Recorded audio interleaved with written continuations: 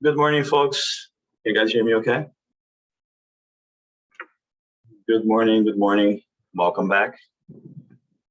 Does anybody have any questions, issues, concerns, anything at all? How are we doing so far? You doing okay? It's going by fast. That's summer. Welcome to college. All right, guys, so let's get started. We should be able to finish earlier today, so we do not have a ton of things to do.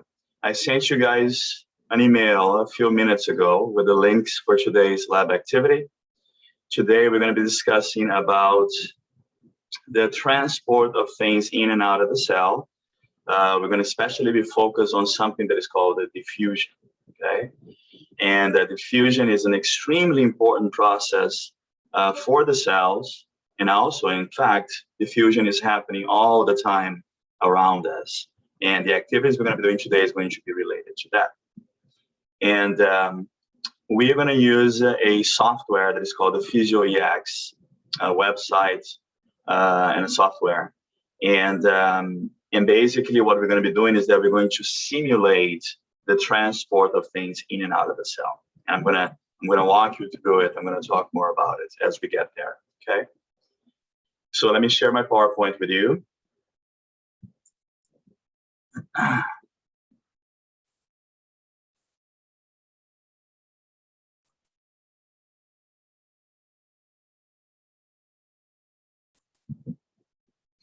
All right, folks, so today we're going to be covering two labs as we will for the whole semester pretty much. And so today we're going to go over labs 3 and 4. Lab 3 is going to be talking about cells and tissues, and lab 4 is going to go over a little bit more detail about some tissues. We're going to talk about very briefly about the cells and tissues as well, okay, with a different light into the cells and tissues. And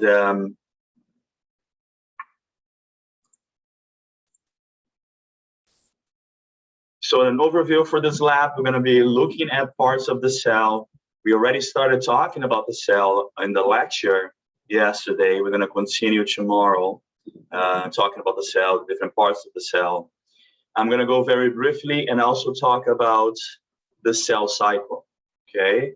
And when we talk about cell cycle, we are talking about mitosis, and I'm going to explain a little bit about it, what is required, what are some of the important steps in mitosis. Then I want to spend most of the time today talking about the cell membrane. Does anybody remember from the lecture, what is the cell membrane mostly made of? What is the main component of the cell membrane? We've seen this yesterday in the lecture.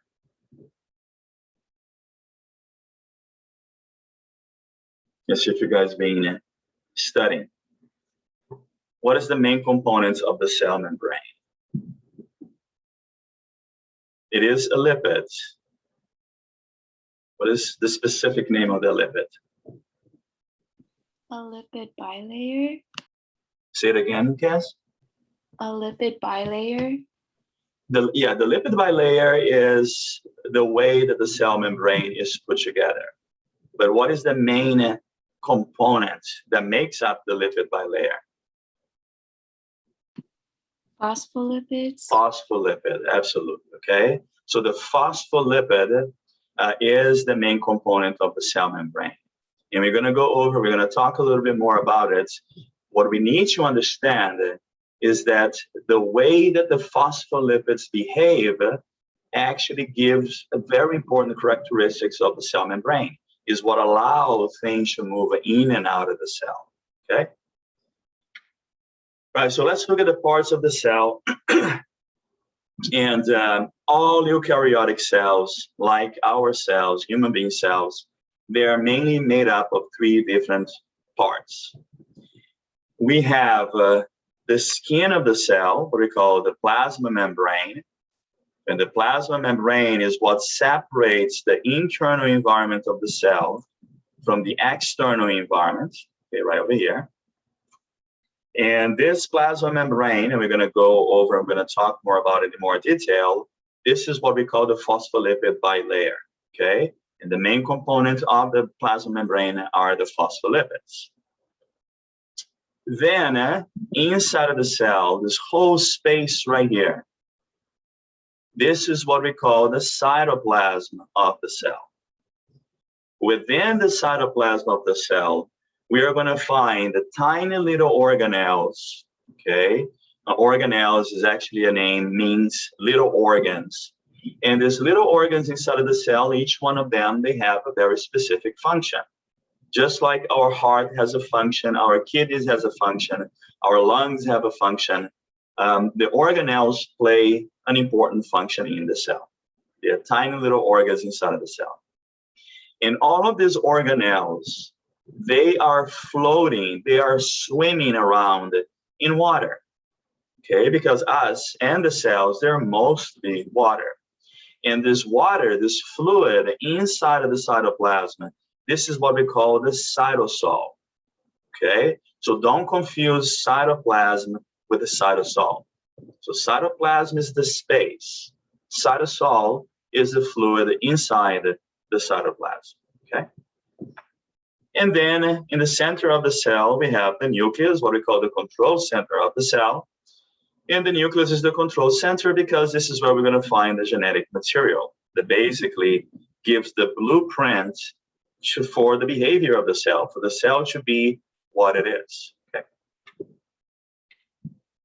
So let's go very quickly here and look at the different parts of this idealized cell. And this is what we are looking at right here. We're looking at an ideal eukaryotic cell that would have all the different components, all the different parts that a cell could have, keeping in mind that this cell here doesn't exist. No cell in our body has all the different components because every cell performs a different function, depending if it is a kidney cell, a heart cell, a liver cell, what have you, okay? Now let's start from the external surface of the cell, and then we're going to move the inside of the cell and look at the different organelles. And the first structure of the cell that we see right here is this big web-like structure, and this is the flagellum, okay? Flagellum is singular, flagella is plural. And we all know that the only cell in the human body that has a flagellum are the sperms, okay, in males. And the function of the flagellum is to allow for the sperm to move and go and meet the egg and fertilize the egg, okay?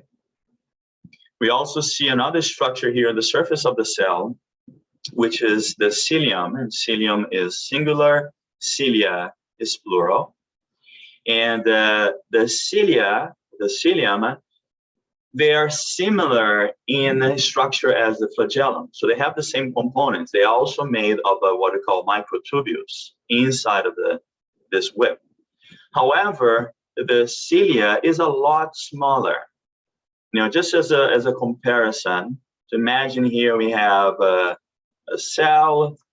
This is what the flagellum would look like. The cilia would be like this. So these are tiny little hair-like structures on the surface of the cell, okay? What is the function of the cilia? The function of the cilia, when we find them in cells, in specific cells, again, not all cells have them, but the function is to expel things out of our body.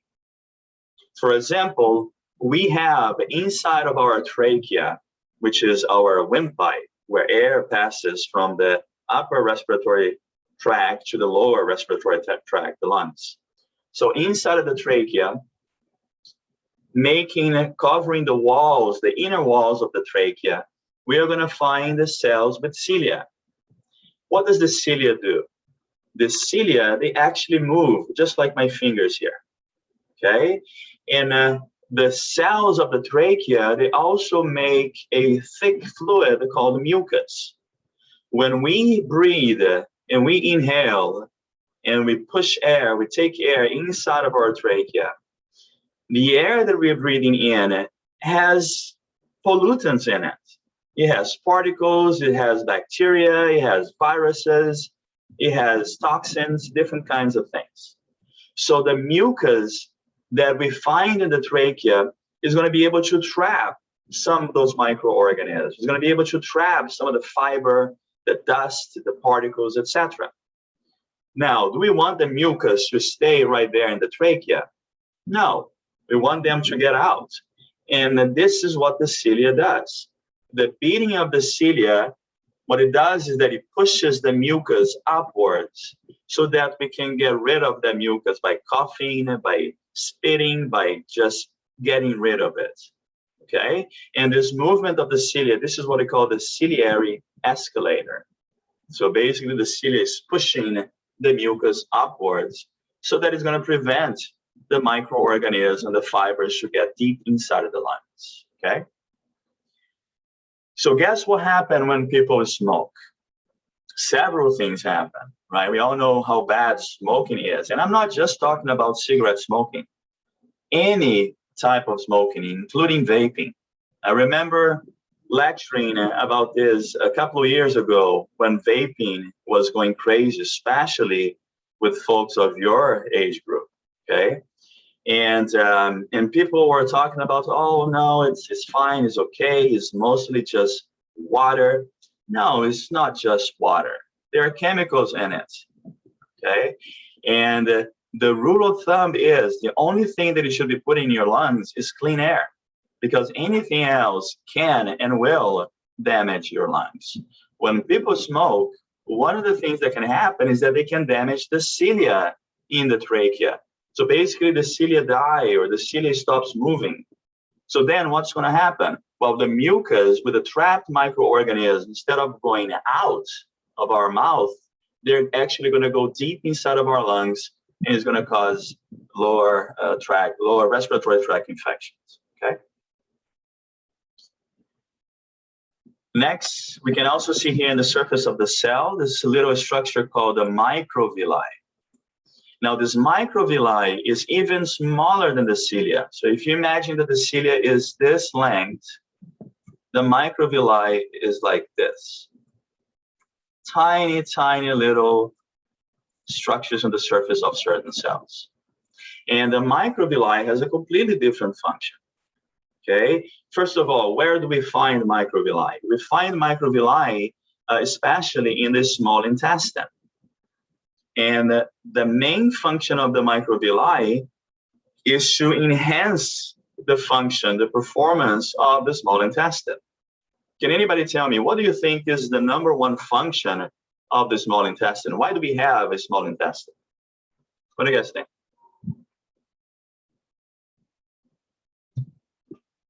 Why is it there?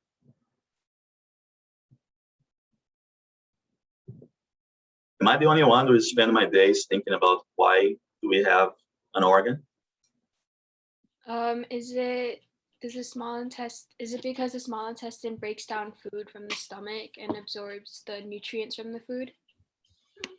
Yes. So the number one function, you're absolutely correct. The number one function is absorption, not so much the breakdown of food. Okay, most of the breakdown of the food will happen prior to the food getting into the small intestine.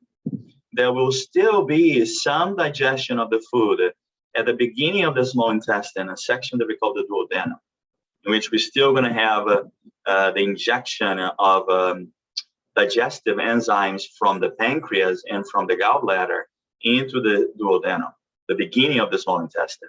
But then the major function of the small intestine really is to absorb all of those nutrients, okay? Now, what I want you guys to imagine is this. The way that the small intestine absorbs the food and the nutrients from the food that we eat is that the food, so let's say this here is a little section of the small intestine, okay? And the food is gonna pass right through here. In the inner lining of the small intestine, what we call the lumen of the small intestine. And as the food item passes through the small intestine, it's going to rub against the inner walls and the cells of the small intestine. And this is how absorption happens. Okay? So The longer the small intestine is, the better its function, because it's going to give more time for the absorption of nutrients to happen. Now, we are limited in space. We cannot have a 100-mile long small intestine. It's just not going to fit in our abdominal pelvic region, okay? So to enhance then the function of the small intestine, the absorption function of the small intestine, without having to have like a 100-mile long small intestine, in the inner lining of the small intestine, instead of being smooth like this, we are going to find these little bumps, the little microvilli. And what the microvilli does, that the microvilli enhances, increases the surface area of the small intestine so that more nutrients can be absorbed. Okay, so that is the function of the microvilli, increasing surface area. Right? All right, next, let's move on inside of the cell. And so let's start right here with this little organelle. This is what is called a proteasome. A proteasome is a little organelle that the main function of it is to break down proteins. And this is where the name comes from, a proteasome.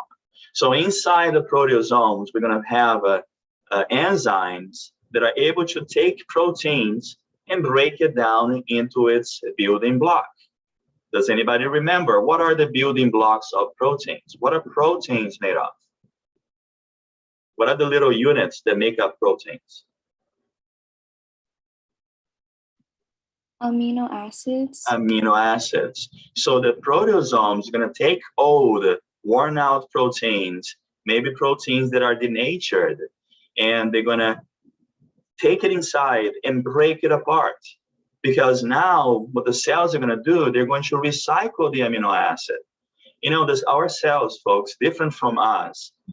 Our body and our cells, they're very, very conscious of material. They're very conscious of spending energy.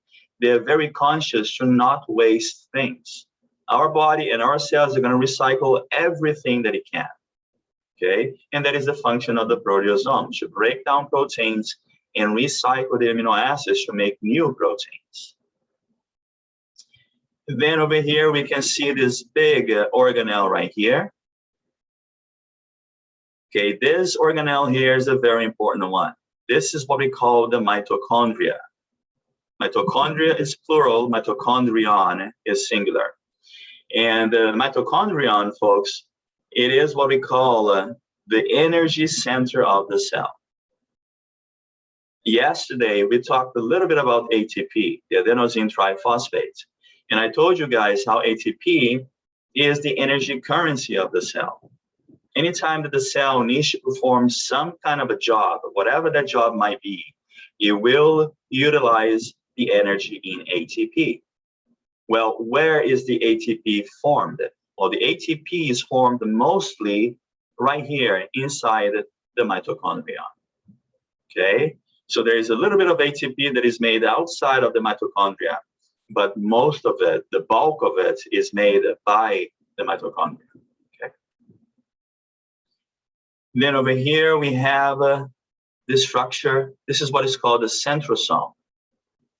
And the centrosome, it has two components to it. It has what is called a pericentriolar material, which is this cloud of material surrounding the little sticks right here, which are the centrioles. The centrosome has a very important function. Centrosomes are involved in cell division. Okay, when the cell is going through the process of mitosis, going through the process of cell division, what the cell is going to do, one of the first steps, is that it's going to duplicate the centrosomes.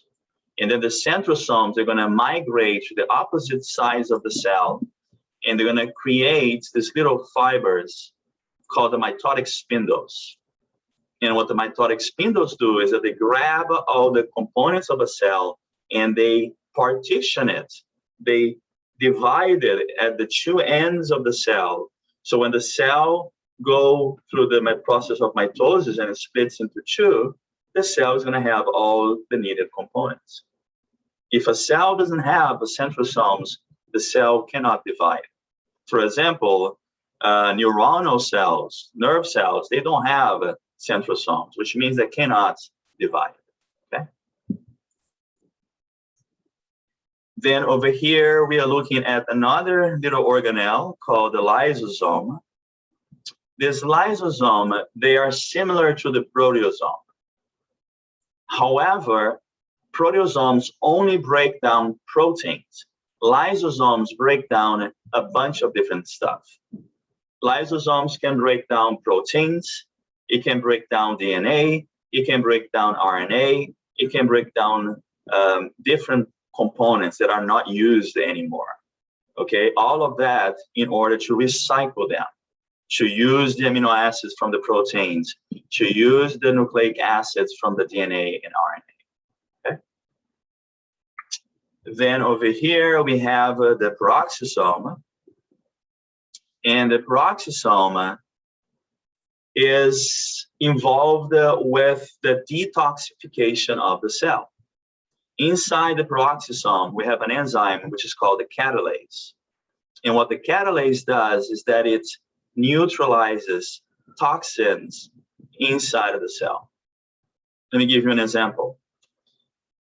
During the process of aerobic respiration, what is aerobic respiration? Is when we inhale oxygen so that ATP can be synthesized in the mitochondria. Okay? This is the reason why, by the way, folks, we need oxygen. You guys ever wonder, why O2? Why not any other gas? Why not nitrogen? Or why not hydrogen? Okay? Why not helium?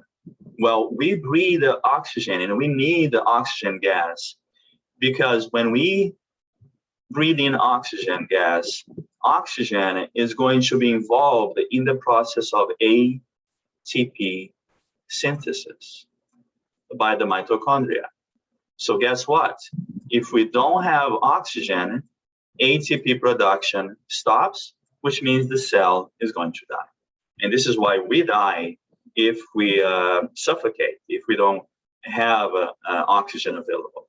Okay? Now, oxygen is actually toxic for the cell. Not oxygen per se, but the metabolic process, the waste process of aerobic respiration. Look, there's a reason why in our atmosphere, we only have about 25% oxygen. If oxygen is so important, we would think that during the process of evolution, we would be breathing in 100% oxygen. Well, number one, 100% oxygen is very flammable. If we had 100% oxygen in our atmosphere, when you just turn on the light in your household, your whole house would explode. Okay, that wouldn't be good. The other reason is because, again, the products, the byproducts, the waste product of aerobic respiration, of breathing in oxygen, is toxic. They are collectively called ROS, ROS. And ROS stands for reactive oxygen species. Okay, one example of a ROS that is produced during the process of aerobic respiration is H2O2. Does anybody know what H2O2 is?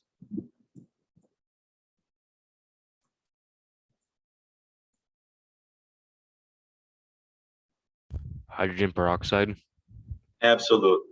H2O2 is hydrogen peroxide. Okay, and hydrogen peroxide is toxic. Hydrogen peroxide is a reactive oxygen species that is produced when we breathe in oxygen.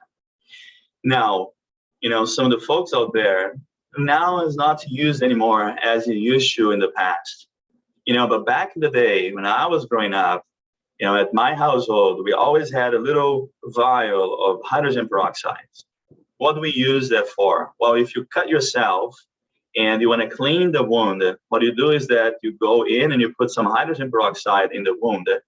And the hydrogen peroxide, what it does is that again, it breaks down tissue and DNA. So it could get rid of the bacteria, and if you have any bacterial infection in your wound.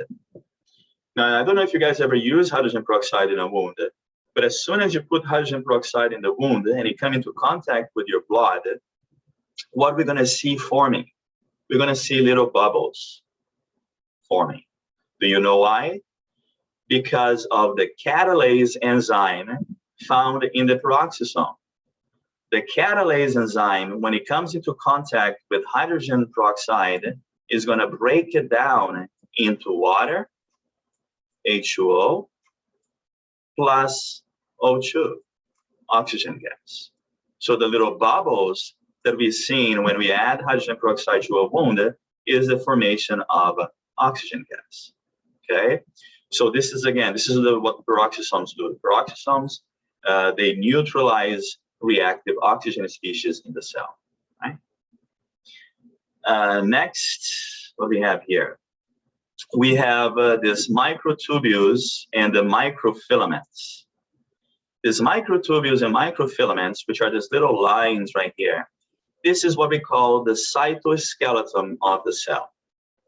Cells also have a skeletal system, just like what we have, okay? And what we call the cytoskeleton. Cyto means cell. And these microtubules and the microfilaments, they give the shape of the cell. And they maintain the structure and the shape of the cell, okay? Then over here, we can see this white structure here. So this is what we call the smooth ER. So here we have the smooth ER, and then over here in green, we have what is called the rough ER. What is the difference between the two? Well, the rough ER is called the rough because you can see these little blue spheres right here, peppered, stuck on the surface of the rough ER. These are actually ribosomes. And remember, ribosomes are involved in protein synthesis. So the rough ER, the main function of the rough ER is that it's going to be a site of a protein synthesis inside of the cell. So there's a lot of protein synthesis going on here because of all the ribosomes attached to the rough ER. Well, the smooth ER, as you can see here, is called the smooth because it does not have any ribosomes attached to it. So the function of the smooth ER is actually to produce lipids and some cholesterol, okay? Then over here in yellow, we have the Golgi apparatus. And the Golgi apparatus, also called the Golgi complex, it is involved, is like what we call the post office of the cell. Proteins that are made by the rough ER, certain proteins, they need to go somewhere in the cell. They are needed somewhere in the cell, okay? Either somewhere around the cytoplasm, or some proteins that are made inside of the cell to be sent out of the cell. So the Golgi complex, the Golgi apparatus, is what makes the delivery of the proteins either somewhere inside of the cell or send those proteins outside of the cell. And this is what we call the Golgi complex, the Golgi apparatus, the post office of the cell, okay? So finally here, we have our nucleus. And we looked at the nucleus yesterday in the lecture, and the nucleus has different parts. Well, first of all, the main function of the nucleus is that the nucleus contains our genetic code, our DNA. In the center of the nucleus, we have this dark region called the nucleolus. And this is where ribosome assembly happens before those ribosomes are sent out of the nucleus. They are put together inside the nucleolus. Outside right here, this lighter region, this is what we call the chromatin, and this is where the DNA, the genetic material, is. The nucleus is surrounded by a membrane, an envelope, what we call the nuclear envelope. And by the way, the nuclear envelope is made up of the same material as the plasma membrane. It is also phospholipid bilayer, okay? And the nuclear envelope contains little pores, little holes that we call the nuclear pores that allow things to go in and out of the nucleus, okay?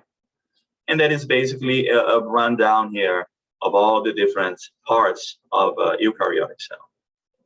Any questions, guys?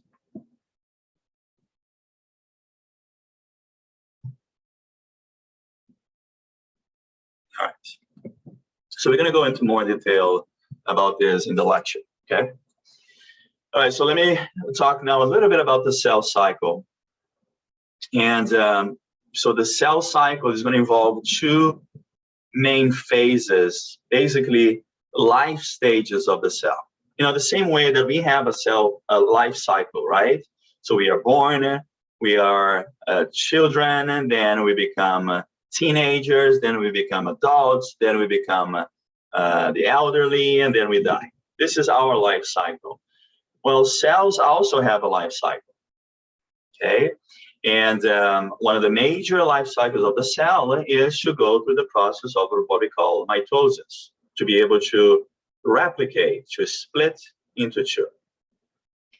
Now, before a cell can go through mitosis, the cell needs to prepare itself to go through mitosis. What does that mean? It means that the cell needs to replicate all of the material that we just discussed right here. Can you imagine if all of a sudden, so we have this cell here. Let's imagine that this cell decided all of a sudden that it wants to split into two, but it didn't prepare. So what would happen then? What would happen is that all the material inside of the cell would be split in half, even the DNA of the cell. Now, can a cell survive with half of the DNA and half of the material? No. So what the cell needs to do before it goes through mitosis, the cell needs to make double of everything that is in here. It needs to make double the proteosomes, double the mitochondria, double the lysosomes, the peroxisomes, the ribosomes, etc. And double the what? Double the DNA, replicate the DNA. Because then now the cell can split into two, okay? So this doubling of the cell in preparation for mitosis, this is what is called the interphase, right here. And the interphase has three smaller phases. It has the first phase that we call the G1 phase. And the G here, folks, it stands for growth. So the cell is growing. So in this phase here, the cell is going to be very active, duplicating the organelles, duplicating all the components in the cytosol, duplicating the centrosomes, etc. Then, after the cell goes through this first growth phase, then the cell is going to go through what is called the S phase. And the S here, it stands for synthesis. Synthesis of what? Synthesis of DNA. So the DNA of the cell is basically going to be copied. Now imagine that you take a document and you pass through a copier machine, and now you're going to have a two of it. This is exactly what the cell does. It's going to copy the DNA before it splits into two.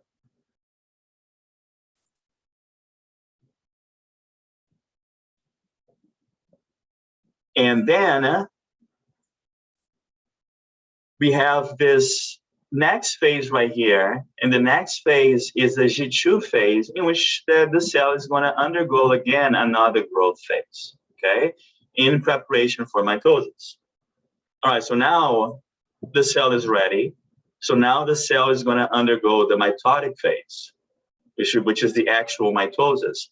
And the mitosis also have different phases. We have the prophase, metaphase, anaphase, and telophase. At the end of the telophase, we're going to have two daughter cells that are identical to one another, okay? All right, so let me talk a little bit now about the DNA replication and then the different phases of mitosis. As you guys can imagine, the process of copying the whole genetic material of a cell is very complex and is very dangerous, right? because when the cell copy is DNA, if there is any mistake in that copying of those millions of base pairs, then we could have the formation of a disease or a cancer or some kind of genetic disorder. So the cell, the process of DNA replication, the process of DNA copying needs to be very precise. Okay, so the process is extremely complex. But the very first step that needs to happen for DNA replication is what we call the formation of a replication fork. So this right here is a replication fork in which the two strands of the DNA need to be separated, unwound, and then the little replication machinery can come in here and start adding new nucleotides to the new strand of DNA, okay? And this is how we duplicate the DNA. Let me go over here some of those steps of mitosis. So after the cell go through the interphase and the cell now is ready, the first phase of mitosis is what we call the prophase. What are some of the most important things happening in the prophase? The most important step of the prophase is that we're going to have the movement, the replication and the movement of the centrosomes to the opposite end of the cell, right here.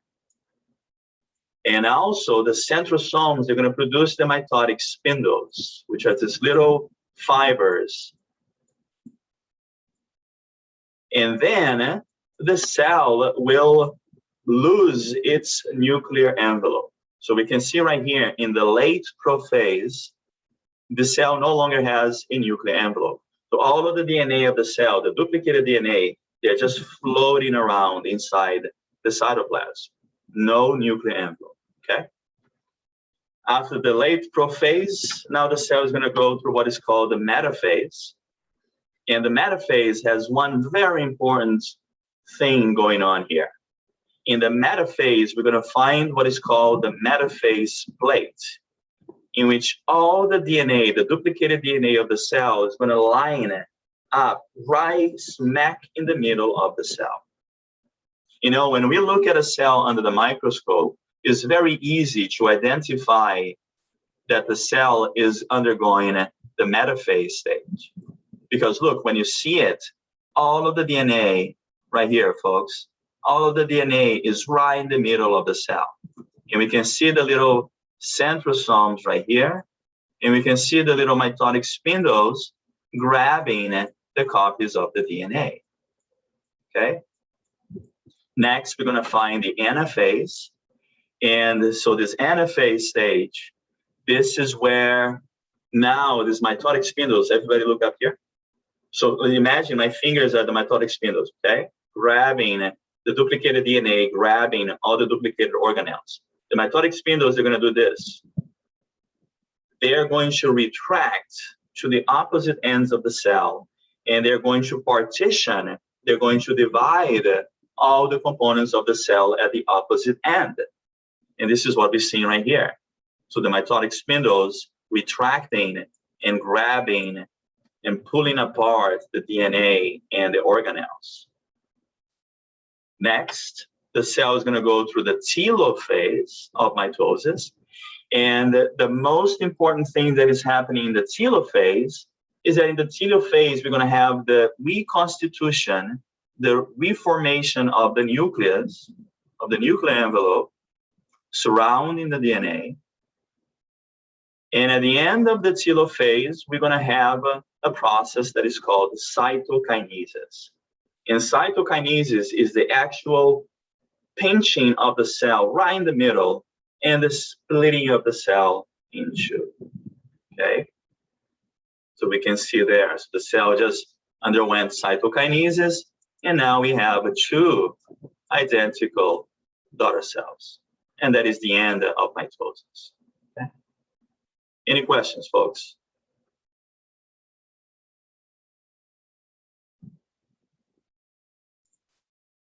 All right.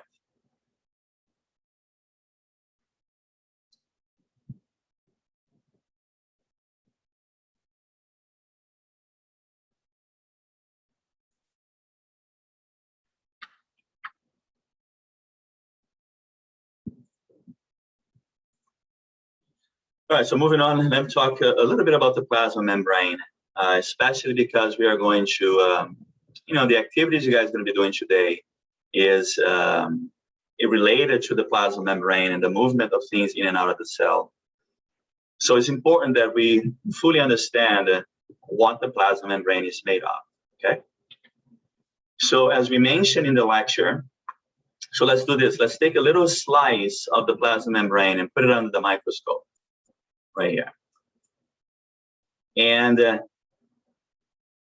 plasma membrane is made up of this phospholipid bilayer. Why is it called bilayer? Because there is actually two layers of phospholipids on top of each other. So this is one layer, and this is another layer right here, okay? This is why we call it phospholipid bilayer.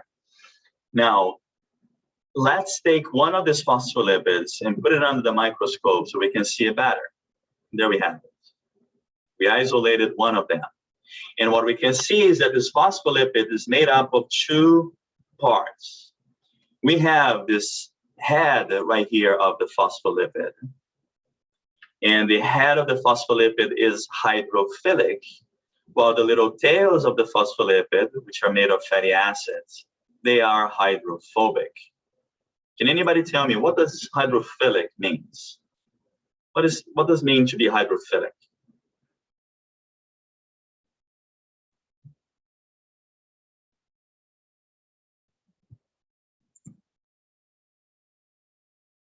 Like to dissolve in water. Right. Like So mix. it can interact with water. You know, it is able to interact with water. It likes water. Okay. And hydrophobic is the opposite. Hydrophobic means that it does not like water. It does not interact with water.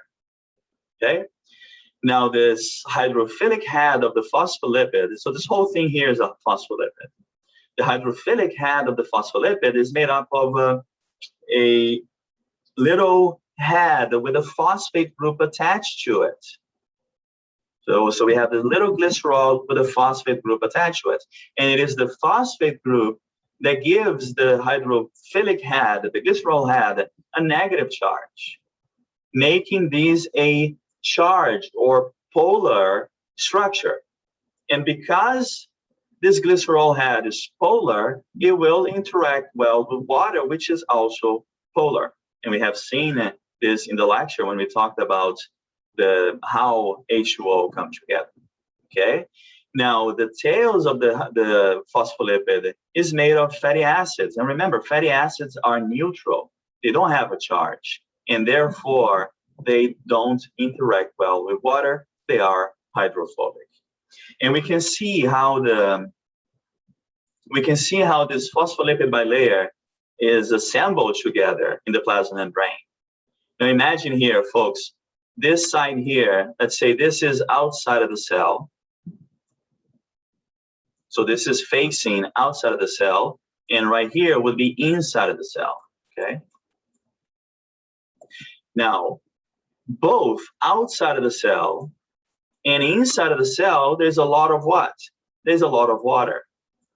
And this is why the phospholipid bilayer is arranged the way that it is, with the glycerol heads either pointing outside or inside of the cell, and in the middle, we have the little fatty acid tails that are hydrophobic, trying to hide away from the water, okay? Now, let's look at the transport of things in and out of the cell. How do we get things in and out of the cell? Because look, guys, a cell does not have a mouth. The way that we get nutrients inside of our body is by eating. Well, the cells also need nutrients, okay? The cell still needs glucose. The cell still needs carbohydrates and proteins and nucleic acids, but the cell doesn't eat. So how does those nutrients get in and out of the cell? How does the waste product get out of the cell? And this is what we mean by the transport of things in and out of the cell, okay? Now, the transport of things in and out of the cell can happen in different ways. Things can go straight through the phospholipid bilayer, depending on a couple of factors. One of them is whatever goes, if it can go straight through the phospholipid bilayer, whatever that is, it needs to be very small.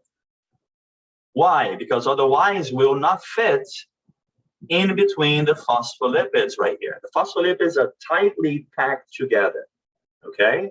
So whatever this is, they want to move across straight through the phospholipid bilayer, it needs to be small, number one. Number two, whatever this is here, it cannot be charged. It has to be neutral. Why not? Because if it is charged, guess what? It will not pass through the fatty acid tail right here. Remember, this fatty acid tail is neutral. Okay? So again, this here needs to be small and needs to be neutral in order to pass through the phospholipid bilayer. With the exception of water, H2O, because water can pass through the phospholipid bilayer easily. Okay? Now, okay, so what about things that are very large? For example, proteins are too big to pass through the phospholipid bilayer. Glucose is too big to pass straight through the phospholipid bilayer. So how are they going to move in and out? Well, they're going to use what is called transmembrane proteins embedded in the plasma membrane. So guys, what we're looking at right here, so this is the plasma membrane, okay? This is outside of the cell. This is inside of the cell. So embedded, floating in the plasma membrane, in the phospholipid bilayer, we're going to have these proteins right here. And we can see that these proteins, they form the little tunnels. And these little tunnels here is what's going to allow things that are too big and things that are charged to go in and out of the cell. Okay, so let's look at, first, let's look at what is called diffusion. And diffusion is an extremely important concept for you guys to understand, not just for my class, but any other class that you guys taking out there. Every time around us, diffusion is happening. And what is diffusion? Diffusion is a mode of transport of things from one place to another. Okay, let me give you a good example of diffusion. If any of you guys, I don't know, drink coffee or tea, and you like your coffee sweet with sugar. So let's say that you have your mug right here, part of my drawing. So there we have, looks like a year. So we have a mug, you have a mug of coffee, and you're gonna drop a cube of sugar to your coffee. It's gonna go straight to the bottom right here, okay? Now, don't do anything to the sugar. Don't mix it, don't stir it, don't heat it up. Just leave it on your counter. Don't do anything to it. Now, when we drop the sugar to your mug, where do we gonna find the highest concentration of sugar in the mug? Right here at the bottom. All the sugar is right there. What do we know about water? We know that water is a universal solvent. Water is a very, very good solvent because water is polar. So what water is going to do, our coffee or your tea is mostly water. What it's going to do is that now it's going to start breaking apart the little components of the sugar. It's going to start dissolving the sugar. And now the sugar particles, they're going to start going from the bottom of your mug here. And it's going to move and occupy the whole space of the mug. So we can see here the movement of sugar in your mug going from a place of high concentration when you drop the sugar to the bottom of your cup to a place of lower concentration at the top of the mug right here. So the sugar is moving this way. The atoms of the sugar is moving this way. Okay? Now, how is this happening? How is the atoms of the sugar moving without us having to do anything to it, without stirring, without heating it up? That is because, folks, atoms, all atoms, it doesn't matter if it is an oxygen, a hydrogen, a carbon, a nitrogen, all atoms, they have what is called kinetic energy. What is this kinetic energy? Kinetic energy is that atoms vibrate. Imagine my fist here is an atom, okay? Atoms, they don't stay still. They vibrate, just like this. Now imagine, and this is inbuilt. This is the kinetic energy of atoms. Imagine when we have a lot of atoms tightly compact, stuck to one another, and they're all vibrating, right? What are they doing? They are hitting each other when they vibrate. In the closer proximity that they are, the more they're going to hit each other. Now, the more they hit each other, the more spaced out they become. And now they're going to decrease the incidence of one atom hitting each other. So they're basically spacing each other out. And this is why we see this movement of the atoms in diffusion from a place of a high concentration, when they're all tight, packed together, to a place of low concentration as they hit each other and space each other out. So that is how diffusion works. So the mode of movement of these atoms here in the mug is by diffusion. Okay, so in diffusion then has two important properties. Number one, in diffusion, things will move always from a place of high concentration to a place of low concentration. Number two, diffusion does not require any input of energy. We don't need to input any external energy into the system for diffusion to happen. It happens on its own, okay? So let's look at different types of diffusion. And again, this is what the activities we're going to be doing today. We're going to be focused on simple diffusion, and we're going to be focused on facilitated diffusion. They're all diffusion, but just different types of diffusion.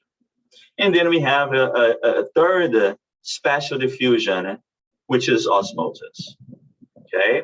And osmosis is nothing but diffusion, but it's the diffusion of water, H2O. Okay, so specifically the diffusion of water. This is what osmosis is. Now, so let's look at these scenarios here, and I need everybody's extra attention. And guys, I don't know what I'm going to have to do so that you guys can ask questions, because I know that you have the questions. I just don't know why you're so hesitant to ask them, okay? Ask away. You know, I'm not going to bite you. There's no wrong or stupid question. This is why we are here. And I told you guys that extensively on the first day of class. We are moving very fast. Okay, I don't know how much you know of this stuff and how much you don't know. It doesn't matter. Ask the question, so that if you have the question, I guarantee you, all the other people as well, they might have the same question. Okay. So let's look at these different types of diffusions that happen. The first scenario right here. What we're looking at, we are looking at simple diffusion. What does that mean? Well, first of all, let's understand what we're looking at in this cartoon here. So here we have a phospholipid bilayer of a cell, okay? That's the phospholipid bilayer. So over here is representing outside of the cell, the external environment. Right here is representing inside of the cell, the internal environment. All right? Now here we have something, whatever this something might be. And we can see that this something here, whatever this is moving from outside to inside of the cell, is straight through the phospholipid bilayer. Now let's see if you guys remember, what are the two characteristics that are required for whatever this is in order to be able to move straight through the phospholipid bilayer? What are the two things that it needs to be in order for this to happen?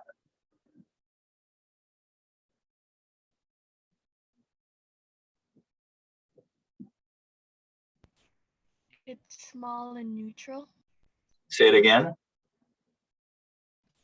It's small and neutral. Exactly. Thank you, Kimberly. Yes, it needs to be small so that it fits in between the phospholipid bilayer, and it needs to be neutral so that it's not going to be repelled by the fatty acid tail. Okay? So a good example of things that are small and neutral are gases. You know, CO2, O2, nitrogen gas. Gases are very small. They're all inorganic. They're very tiny. And most gases are neutral. So this is why cells have no problem of moving oxygen and CO2 in and out, okay? So because this is moving straight through the phospholipid bilayer, this is why we call this simple diffusion, because it's simply diffusing across the phospholipid bilayer. Now, keeping in mind, this is diffusion, right? What does that mean? It means that it's moving from a place of high concentration to a place of low concentration, and it requires no extra energy. Okay? All right, so scenario number 2 here. Now we can see whatever this is big. Okay, let's say that this is glucose, okay? And automatically, because it's too big, it will not fit through the phospholipid bilayer, which means that it cannot move by simple diffusion. So how is it going to move then? Well, it's going to need help. Help from what? Help from a transmembrane protein. Like this one right here. Okay, so this glucose is going to attach to a very specific transmembrane proteins that only move glucose across the membrane. And then the glucose is going to go to the other side. And this is why we call this a facilitated diffusion, because this diffusion is facilitated by the transmembrane protein. Now, keeping in mind, still diffusion, what does that mean? Moving from high to low does not need any energy. Okay? Scenario number 3. Whatever this is here, it looks small. I mean, it's like the size of what we saw right here.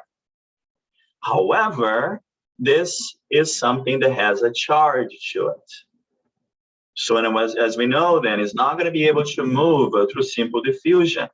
It will, again, need a specific transmembrane protein.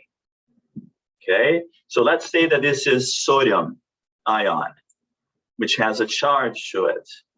So even though sodium ion is tiny, is small, it will still need a transmembrane protein to move across because it is charged. This is still facilitated diffusion, right? And the 4th scenario here, folks, this is the movement of water across the membrane. This is what we call osmosis.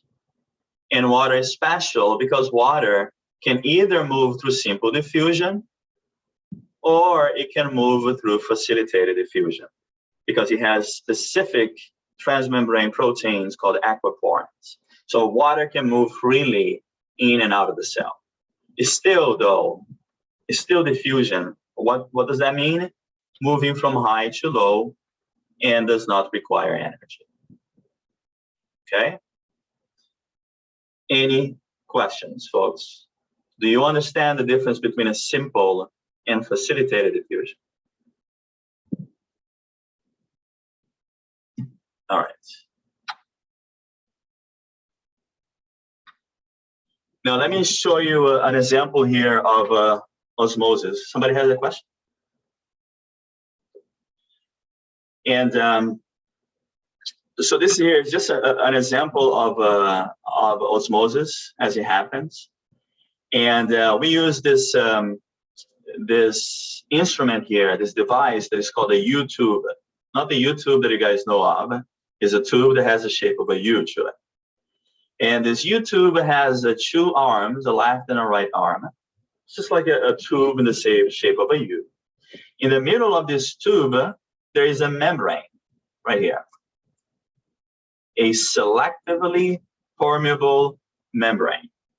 What does that mean, to be selectively permeable?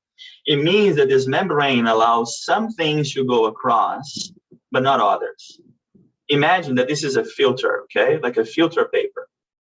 And this membrane here allows water to move across freely, but it does not allow any solute to move through it. Doesn't matter if it is glucose or salt, sodium chloride, it is not going to allow any solute that is dissolved in the water to move across, okay? Now, we also see here in this experiment that on the right arm of the U-tube, we have water and solute dissolved in it.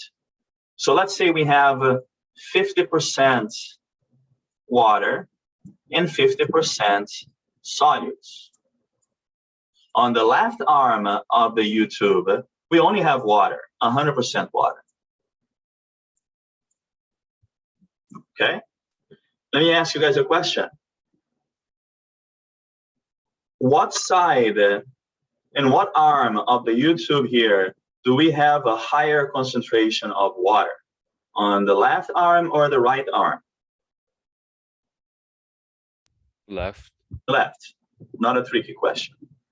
Left. Okay? Now, let me ask you another question. What do we know about diffusion? In diffusion, things move from a place of what to what?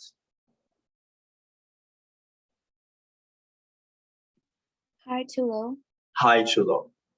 So let me ask you a question then. When I let the system here run, where will the water move? Will it move from left to right or from right to left?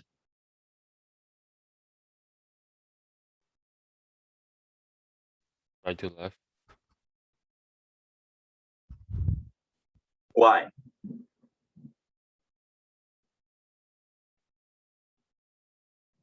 So we just established two things here. The first question I asked you is what side of what arm here has the highest concentration of water? And you guys said left. I agree with you. And then I ask you, in diffusion, things move from where to where? High to low. I agree with you. Now, the third question was, taking that into account, then where will the water move here when I let the system go? From left to right or right to left? Left to right. Left to right. Why? Because it's moving from a place of a high concentration of the water, which is 100%, to a place of lower concentration of water, which is 50%. And we can see that happening right here. You can see how the volume of water here decreases on the left arm as the water moves towards the right. Now, will the solute move across? No. Remember, this membrane here is selectively permeable. It only allows water to move. It does not allow the solute to move. So the water then is going to move from high to low until when? Until both sides of the U-tube have the same concentration of water. Now, it just looks like there is more water on this side because on this side here on the right side, we don't have just water. We have water and solute dissolved in the water. But the system will reach homeostasis, it will reach equilibrium when we have the same concentration of water on both sides. Now, when the system reaches equilibrium, does that mean that the water stopped moving across? No. Do you know what it means? It means that the amount of water moving from left to right is the same as the amount of water moving from right to left. So the water didn't stop moving, but there is no net gain or there's no net change in water concentration on both arms. They stay the same. That means the system has achieved homeostasis. It has achieved equilibrium. Okay? Is that clear, guys?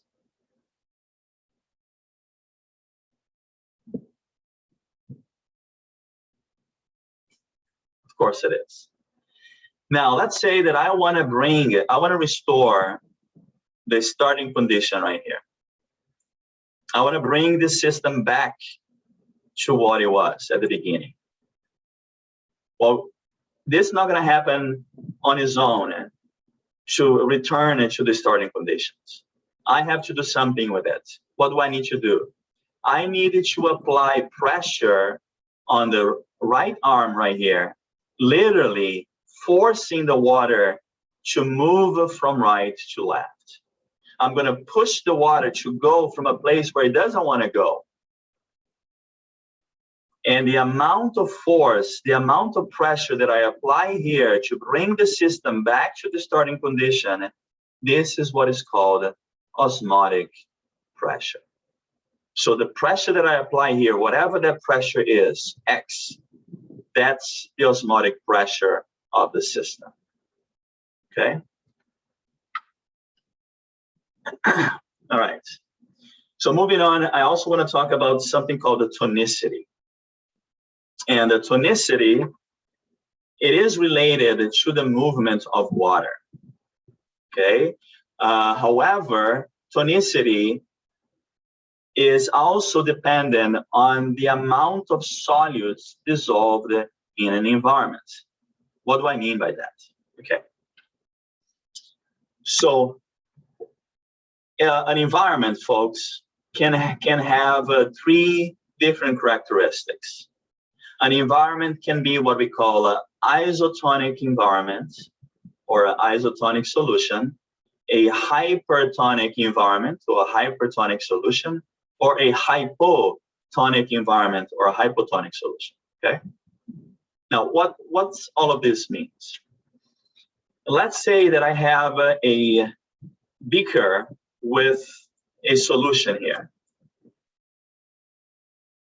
And in this solution, in this beaker here, I'm going to dissolve 5% glucose. So the concentration of solutes in this beaker here is 5%. 5% glucose in there, okay? Which also means what? Which means that I have 95% water. So this solution is 5% solutes, 95% water. Okay, let's establish that.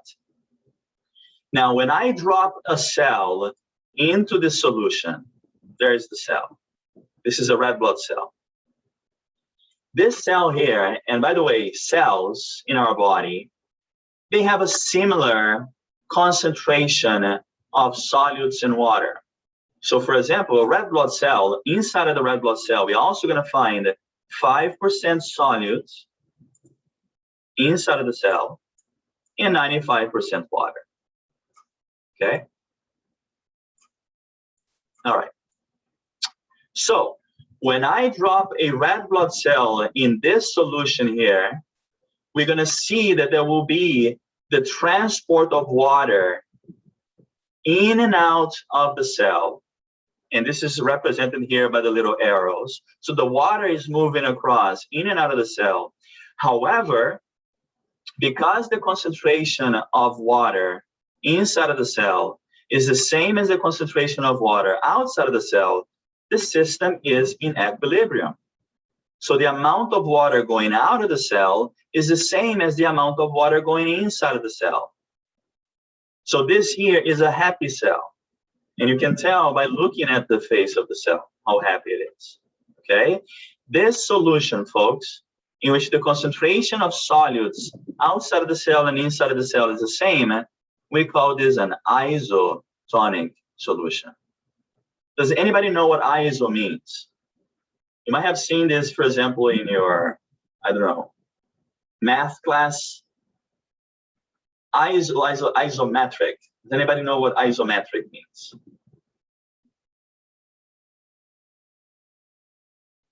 Like an isometric triangle. Isometric, iso means same. So metric means length. So an isometric triangle is a triangle that has the same sides, same length of sides, okay? Isotonic, what does isotonic means? Iso means same, tonic means solutes, tonicity. So that means that the solids inside of the cell and outside of the cell are the same. Guys, our blood is an isotonic solution. Otherwise, all the red blood cells and all the other cells in our blood, they would die, okay? Now, let's create a hypertonic solution. First of all, let's break the word right here, hyper. What does hyper mean? Hyper means high, above. And tonic means tonicity. So in this situation here, we have a solution that has 20% glucose, 80% water. Now, the concentration of solids inside of the cell does not change. It's still 5% solids, 95% water. So let me ask you guys a question now. Understanding the concept of diffusion and osmosis, okay? My question to you is, when I put a red blood cell in a hypertonic solution, where will the water go? Will the water go more outside of the cell, from inside out, or will the water move more out inside of the cell?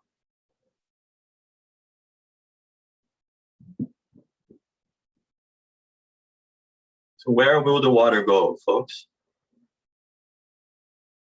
Will the cell lose water or gain water?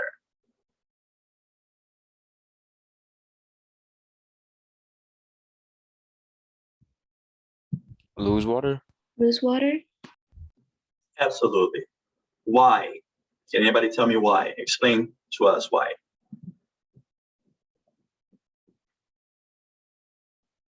Using the concept of tonicity, of diffusion.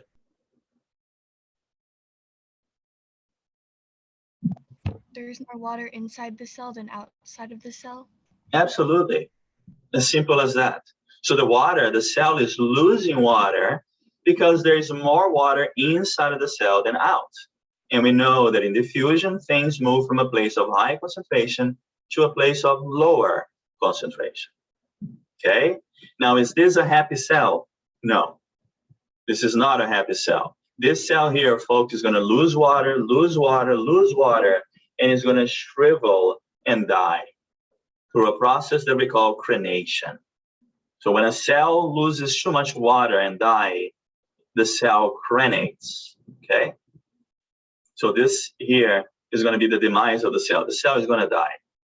Well, now let's look at the third option here, the third scenario. Now we have a hypotonic solution. What does hypo mean? Hypo means under, below. So the solution has a lower tonicity, has a lower solute concentration than inside of the cell. And we can see that right here. In this example, the solution has 1% glucose, 99% water. What about the concentration inside of the cell? It's still 5% solute, 95% water. So now the question is, where will the water go? Will the cell gain water or lose water? The cell will gain water because the water is going to move again from a place of higher concentration to a place of lower concentration. So what's going to happen to this little cell here? It's going to take on water, take on water, take on water until it literally explodes. Okay? So this is also an unhappy cell. The cell is going to die through the process of lysis. So lysis is the explosion, the breakdown of the cell. You know, just like if you take a balloon and you fill it up with water, the balloon is going to expand until it comes to a point it can't hold water anymore and it's going to explode. Okay? Guys, any questions about tonicity? Is this clear?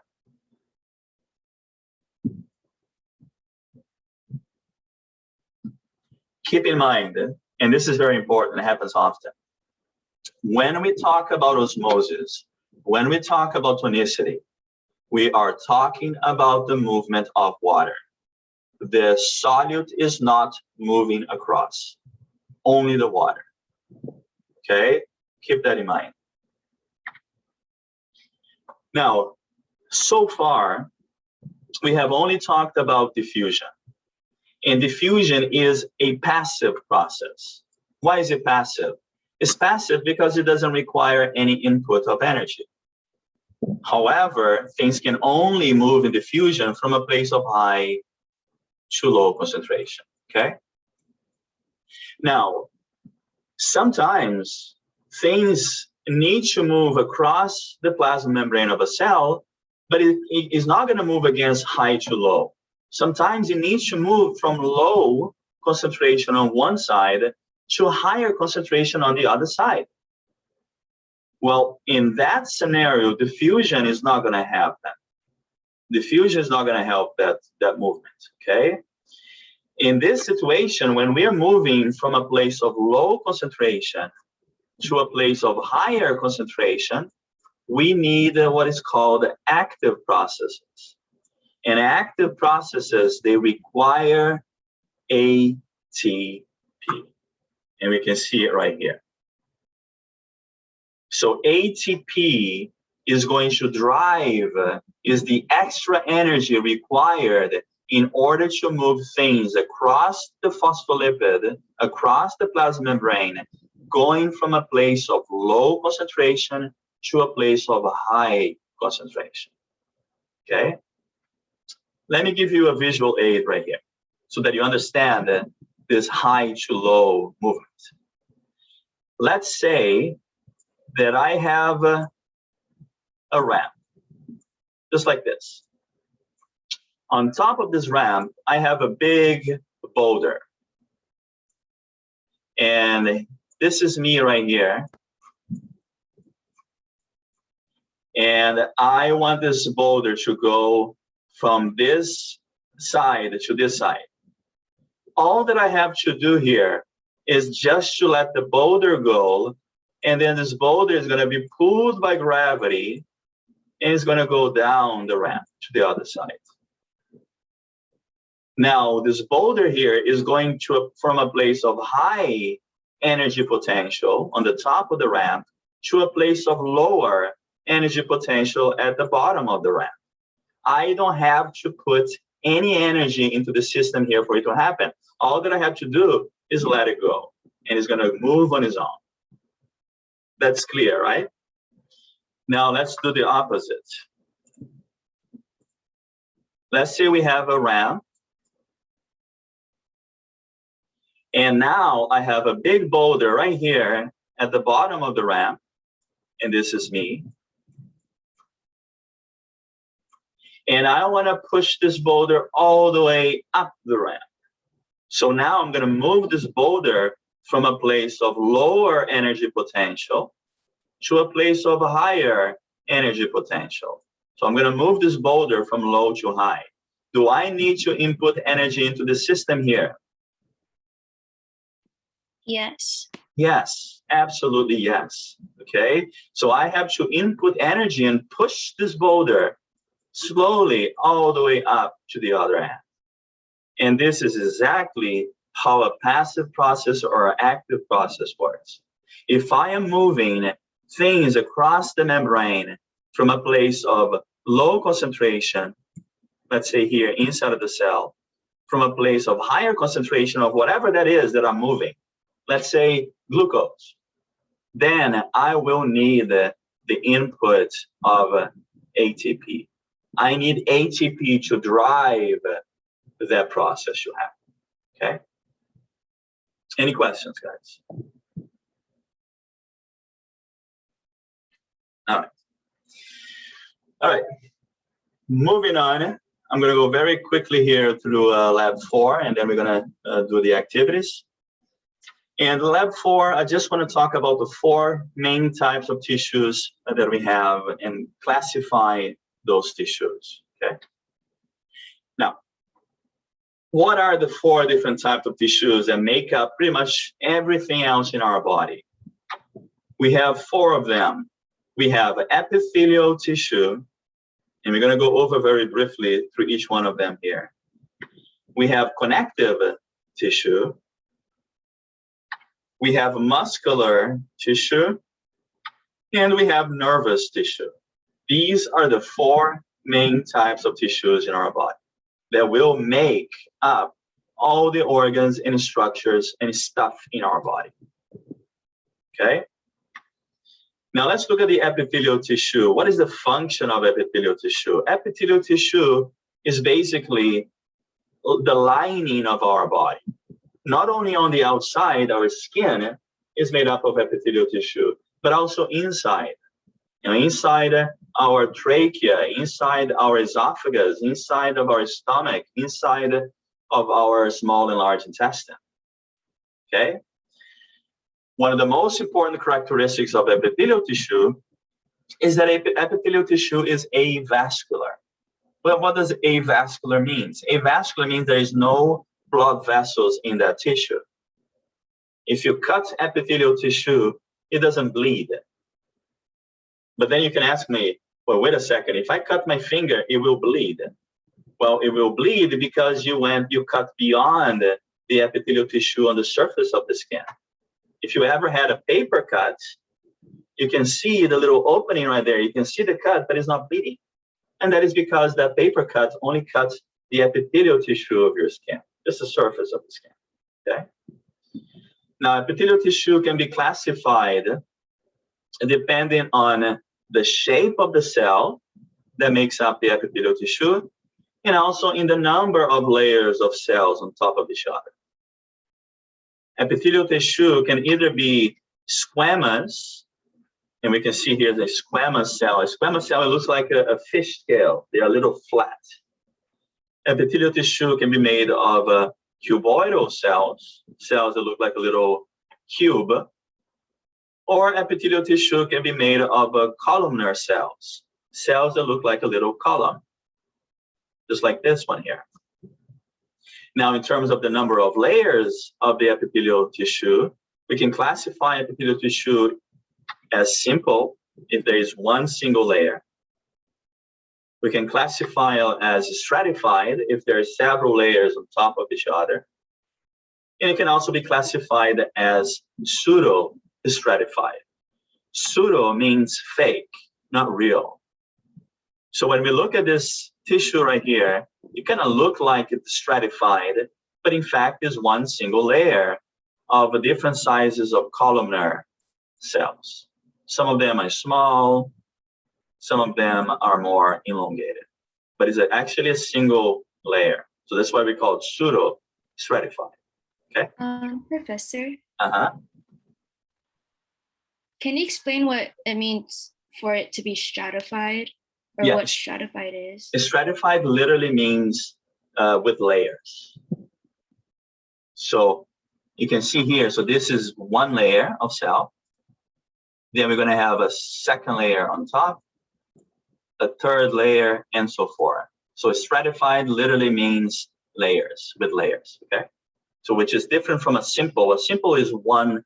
So imagine this is one layer. So this is simple. If I put another layer on top, now I have a stratified tissue. Okay. Is that clear, Cass? Yes, thank you. You're welcome. Any other questions, guys? All right. Now, moving on to the connective tissue. And like the name says, connective tissue, the main function is to connect and bind things together. The way that our organs, for example, are held together is by connective tissue. And we're going to see that we have several different types of connective tissues. That's oftentimes we don't even think of that structure of made of connective tissue, but they are. So a common theme among the different types of connective tissues in our body is that connective tissues, they have a specialized cell called fibroblast. What are these little cells? What do these little cells do? These little cells are amazing little cells that can produce several different types of proteins. Fibroblasts, they can make collagen. Fibroblasts can make different types of enzymes. Fibroblasts can make a protein called elastin. Fibroblasts can make extracellular matrix. Okay, let me give you an example. You know, in our skin, The reason why, for example, our skin is elastic is because in our skin, we're also going to find connective tissue. And within the connective tissue, we're going to find the fibroblast cells that produces collagen, that produces elastin. As we get older, what's going to happen? What happens is that the fibroblasts in the connective tissue of our skin slows down and it starts to die, and they're not productive anymore. So which means that the amount of collagen, the amount of elastin in our skin, it decreases. So now when we pull on our skin, like me here, instead of the skin going back to the original position, it's going to stay where it is because it's not as elastic anymore, okay? Now, another very important common theme of connective tissue is that a lot of connective tissues, they have an extracellular matrix. What does that mean? Well, let's break up the word here. Extracellular means outside of the cell, okay? So these are material that is going to be found outside of the cell that's going to form that connective tissue. For example, our bone, guys. Bone is an example of a connective tissue. And the extracellular matrix of bone is what? Is a hard calcium matrix, which is made by the fibroblasts, okay? So let's look at those 6 different types of connective tissue. Here we have bone is a connective tissue. Bone is vascularized, and it has special cells called osteocytes, and the osteocytes are able to produce hard bony tissue. Cartilage, cartilage at the end of the bones. This is also another example of connective tissue, although they are avascular and they are made up by a different type of cell called the chondrocytes. Tendons are also connective tissue. And where do we find tendons? Tendons connect muscle, skeletal muscle to bones, okay? And tendons are also made of chondrocytes. They're also avascular. Fat, adipose. So adipose, which is fat tissue, it is a type of connective tissue. And adipose cells are called adipocytes, and they're a little storage of fats inside of the adipocytes. Areolar tissue. Areolar is another type of connective tissue. Where do we find areolar tissue? Areolar tissue is like a basement membrane. For example, when we're talking about epithelial tissue, right? And we saw the stratified epithelial tissue, remember? Look, this is a stratified epithelial tissue right here. And this stratified epithelial tissue is sitting on top of the areolar tissue. So the areolar tissue is like a basement membrane that will hold up epithelial tissue on top of it. So this areolar here is that basement membrane that supports epithelial tissue, okay? And finally, the 6th connective tissue is blood. So blood is a type of connective tissue, which is going to contain red blood cells and white blood cells. Now, unlike bone, which has a hard extracellular matrix made by calcium, blood has a liquid extracellular matrix made by plasma. But all of these here are connective tissue, okay?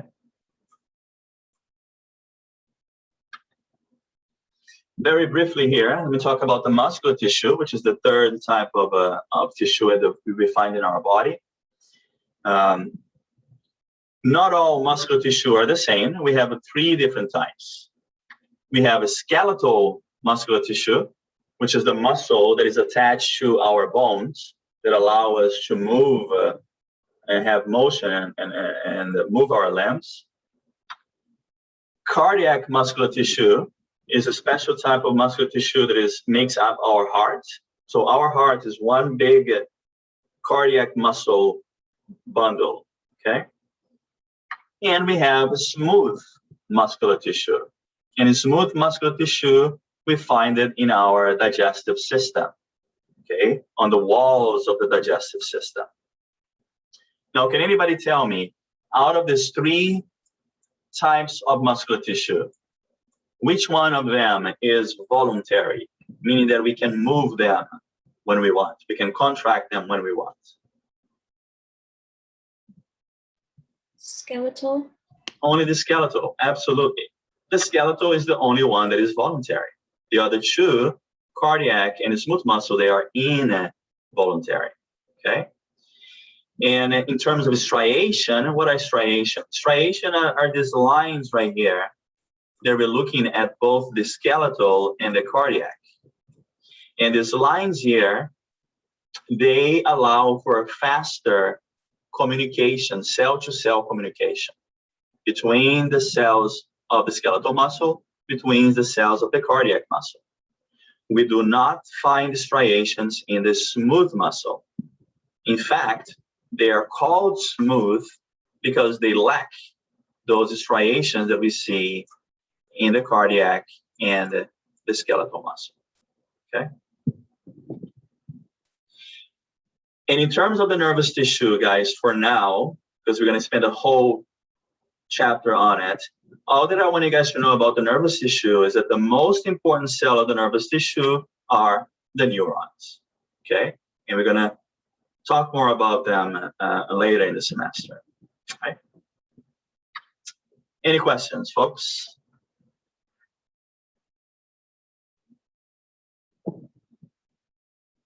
No? All right. Okay, so we're done for the lecture here. So we're going to get into the activities, okay? And let's do this. Let's take a 10 minutes break so you guys can get some water, stretch your legs, get a little snack. We're going to come back at 11:13, all right?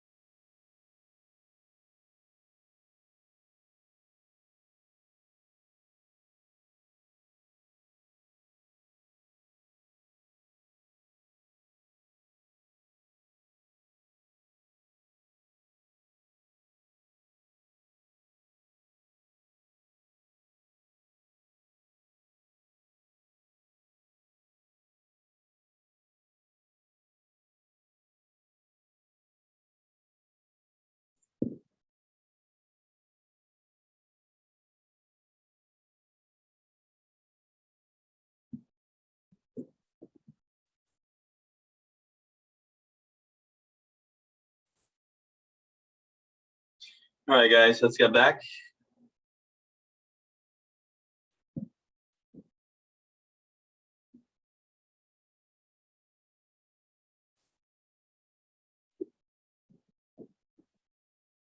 Okay, so let me walk you through now the in-lab activity that you guys are going to be doing today. And I sent all of you again a link at the beginning of class with an email with those 2 links. Let me share my screen with you.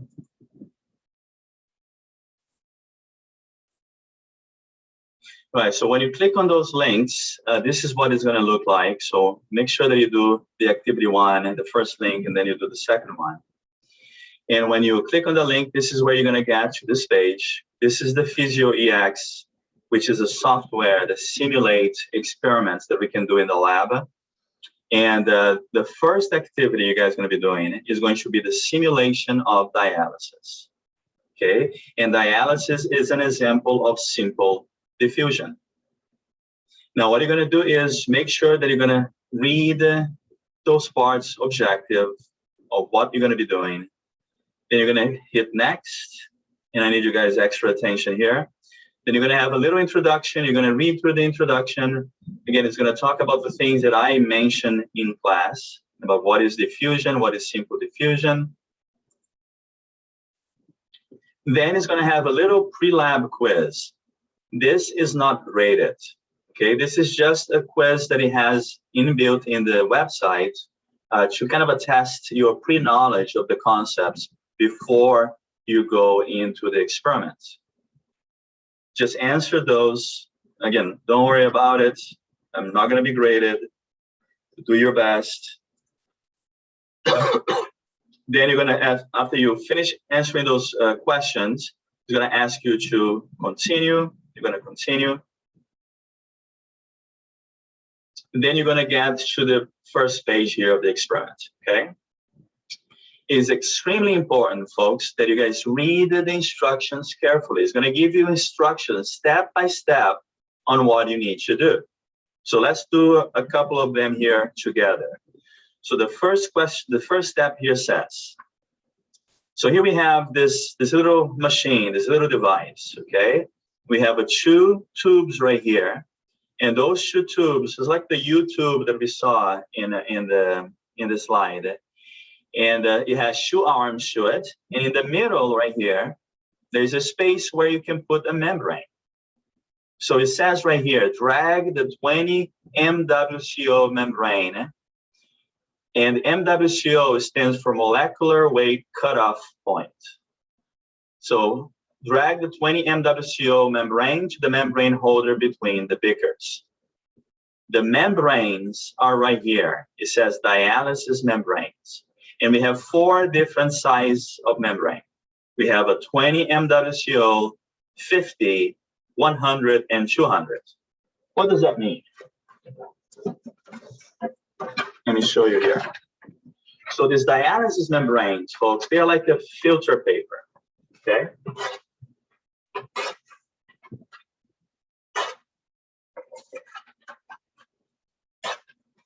So here I have 4 different filter papers, just like what we have 4 different dialysis membranes.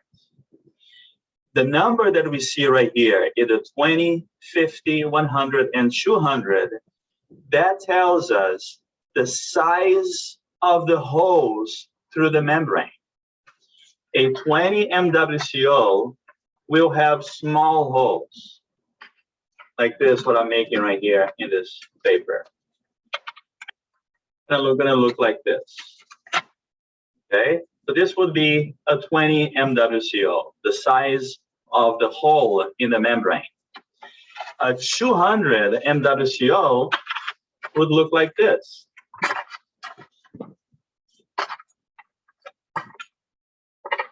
So you can see right there the difference in the holes in the membrane.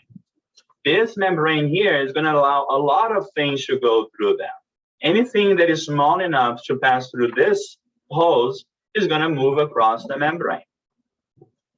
Now this one here is going to limit a lot what can move across it.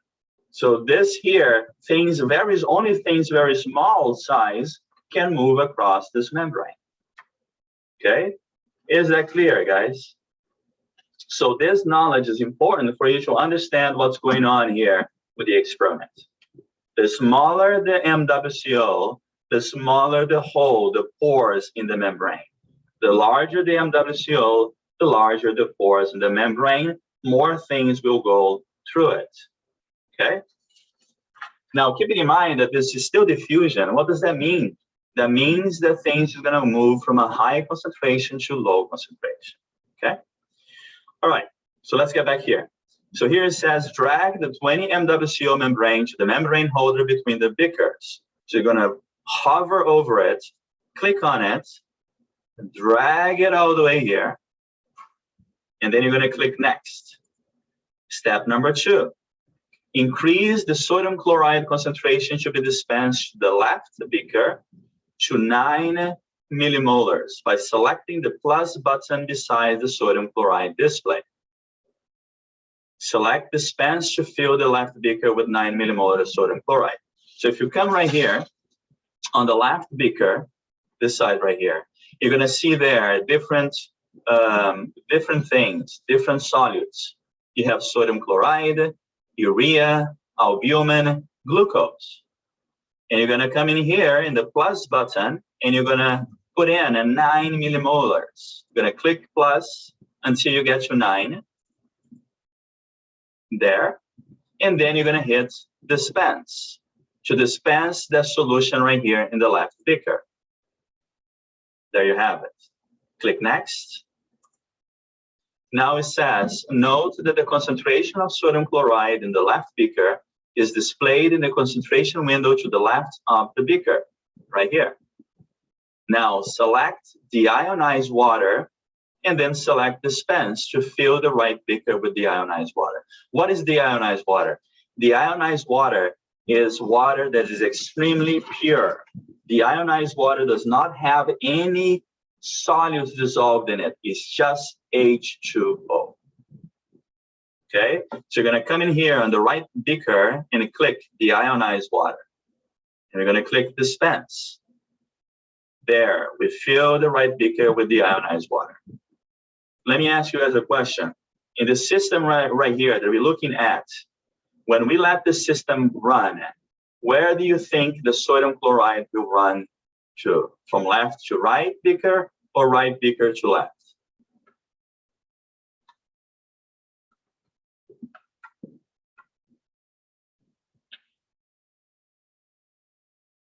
Where do we have the higher concentration of sodium chloride, folks? Left to right. Left to right, absolutely. Okay, now depending on what? Well, depending if the sodium chloride can pass through that membrane, the dialysis membrane. All right, so basically this is what you're going to be doing. You're going to be playing with different solutes and different sizes of dialysis membrane and see the difference of the rate of movement of those solutes from the left beaker to the right beaker. Okay, so after you've done that, you hit next. So now it's going to say, after you start the run, the barrier between the beakers will descend, allowing the solution in each beaker to have access to the dialysis membrane right here in the middle.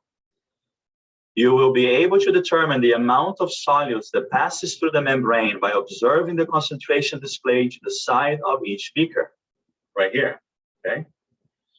A level above 0 in the sodium chloride concentration in the right beaker indicates the sodium and the chlorine ions are diffusing from left beaker to the right beaker, passing through the selectively permeable dialysis membrane. Note that the timer is set to 60 minutes. The simulation compresses the 60-minute times in 10 seconds of real time. Select start to start the run and watch the concentration display of the side of each beaker for any activity. Go right here, click start. Now it's running. You can see the timing running down here, 10 seconds.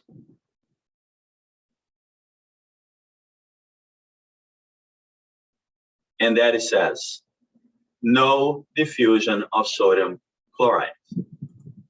Okay, then you're gonna see here, you're gonna click on next, and what's gonna tell you is that you're gonna tell you select record data to display your result in the grid. So you're gonna keep track. This here is like a little lab manual in which you're gonna keep track of your result. You're gonna click record data, and here's gonna tell you that when you use the solute, the sodium chloride, with the 20 MWCO membrane, there was 9 millimolars of sodium chloride in the left beaker, 0 millimolar of sodium chloride in the right beaker. Let me ask you guys here, what does this mean? It means that the hole in the membrane was too small for the sodium chloride to move across. This is why it did not move from left to right. Is that clear, guys? Any questions? All right, so you're gonna keep on doing this until the end of the experiment, okay? Now, when you get to the end of the experiment, it's gonna say right there, congratulations, you have completed the experiment. So you're gonna select submit to record your little lab report. Then you're gonna get to a little post-lab quiz. Again, this is not gonna be graded. This is just to check again your knowledge after you run the experiment. Just answer the questions and hit next. Click continue. Then you're gonna get to a review sheet right here. Guys, pay attention here. You do not need to fill up the review sheet, okay? Just click next. And then you're gonna get here, you're gonna hit continue, always continue, and you're gonna get to the lab report at the end. When you scroll down to the lab report, you're gonna see right here, printable, savable version. You're gonna enter your name.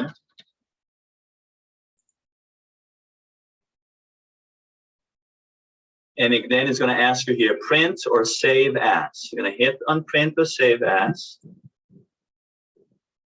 It's gonna give you the option, you can save this as an Adobe PDF file. Save this to your desktop or whatever folder you want. Then you are going to send me this report, the PDF file, by email. Okay, you're going to email. So you're going to have at the end of the day today, you're going to have 2 lab reports for the activity 1 and the activity 2. After you've done both of them, you can send both of them to me by email. And my email is, again, sandro@hawaii.edu, okay? Or you can use the email on Laulima and just attach the PDF files, all right? And that's gonna count as your activity points for today. Any questions, folks? Do you understand what you need to do? Professor, for last activity, were we supposed to also email you? Both of them. Yeah, so we have 2 links, 2 different activities, which is gonna generate 2 different reports, 2 different lab reports, okay? So you're gonna email me at the end after you're done with both of them. You're gonna attach both files, 2 different files, and you're gonna email them to me. Any other questions, guys? Professor, do we have any lab quizzes today too? Yes, you do. So you're always gonna have an activity, and you're always gonna have an in-lab quiz. After you're done with the activities, then you're gonna jump on Olima, and you have both of the quizzes for lab 3 and 4 already open. And that's always the very last thing that we do, okay? Any other questions, guys? Now, each one of you is gonna be working at your own pace. After you're done with both activities and you email the report to me, and then after you're done with the in-lab quizzes on Olima, then you can just log off the call, okay? You don't even need to let me know. You can just log off, all right? So let's get to it, folks.